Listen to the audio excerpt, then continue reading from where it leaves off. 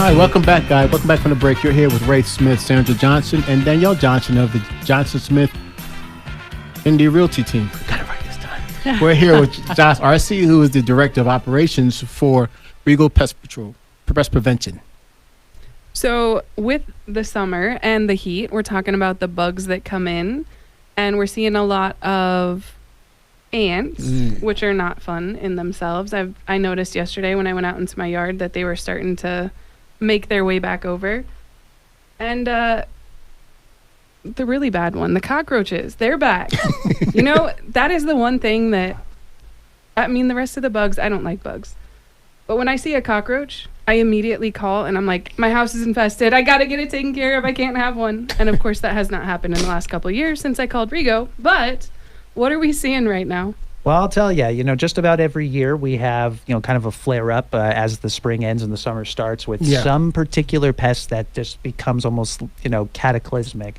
And this year, we see ants and roaches crop up every summer usually anyway. But this year, the amount of calls that have been coming in has been very high for those specific pests.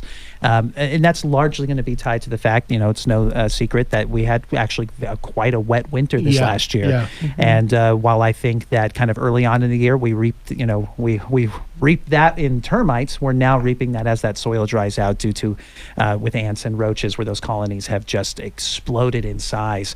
And so, that's probably one of our hottest two insects that we're seeing right now. I see something here that's sorry, Dan. Did you want to say something? Go for it. No, you know me. I'll just start talking. Don't get me started. I see there's American roaches or different types of roaches that in Tucson that you're dealing with. Yeah, exactly. And kind of to your point about, when you see one, you think you're infested. Specifically, the American roach is the one that's usually not the case. So, by far the two most common roaches that people are going to be dealing with from a pest control perspective are American roaches, or palmetto bugs if you're from Florida, or German roaches. Are we supposed to ID them, or they're actually pretty easy to carry a card? How does that work? Yeah, they're they usually got six legs, three body parts. They're roaches. Run. Yeah, they're usually pretty easy to ID once you familiarize yourself with what they look like. But as with all of our services, as you kind of alluded to, they are fully warranted. So if you ever see something, we don't expect everybody to become entomologists or pest experts themselves. Just pick up the phone and call. That's what we're here for. But with that said, these American roaches, they're going to be a lot bigger. They're going to be those big brown, about, maybe an inch to an inch and a quarter in size. Sometimes people call them sewer roaches. Those do natively live in our environment. They are a burrowing roach. They can inhabit around the sewers and things like that. German roaches are going to be imported pests that exclusively are brought in from an exterior source. So that is actually not what I'm speaking about. I'm specifically talking about American roaches. And if you see one, especially this time of year, it's actually very common. Well, and I've seen them outside. That's the only place I've ever seen them is outside. Is that just because they're looking for somewhere to go? Yeah, they're looking for moisture, right? And so, a lot of times people, especially if they have a nice, a garden in their yard, it's not uncommon if you go out there to do some yard work that you start tilling up that soil and you unearth a roach.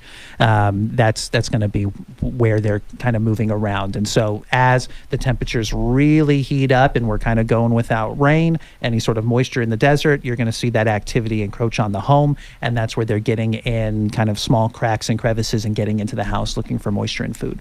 Now, if people are traveling over the summer, we have a lot of people that don't like the heat any more than the termites do.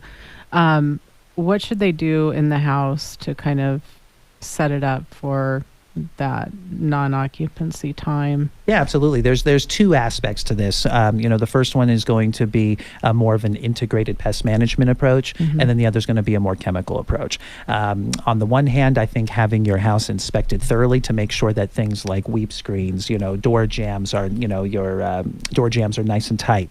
Any sort of physical access that can be denied through replacing weather stripping and construction materials like that can be a massive boon in keeping these insects out of your house, especially while you're gone. Number two on that front, having somebody come by. I know a lot of people that will be gone for the summer, and they'll have someone come in and flush their toilets, things like that, keep those pee traps flowing, and so they're not drying out. That's going to be a big way to help that too. And then of course pest control, where staying up on a regular schedule, even if you're out of town, having somebody come by and make sure that those barriers around the house are reapplied and those active ingredients are kept up I think if you take those 3 main approaches, you'll come back to a bug-free home when you return in the winter.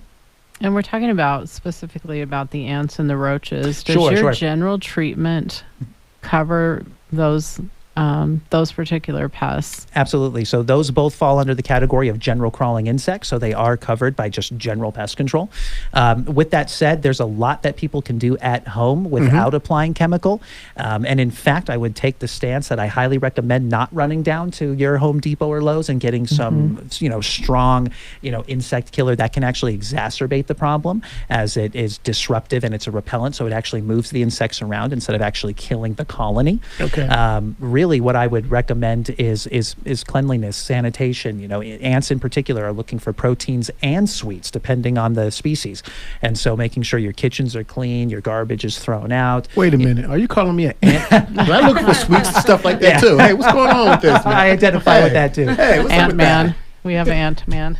So really, kind of keeping your kind of living space free and clear of that can be a fantastic way at home that you can help reduce that kind of activity. But should you see ants start trailing, particularly around the kitchen sink, any of those areas of moisture, yeah, absolutely. There is dedicated things that can be done that are not only strategic but exceptionally effective from as far as pest control measures that can be performed to help alleviate that. I'm really sorry. I have to ask a very important question.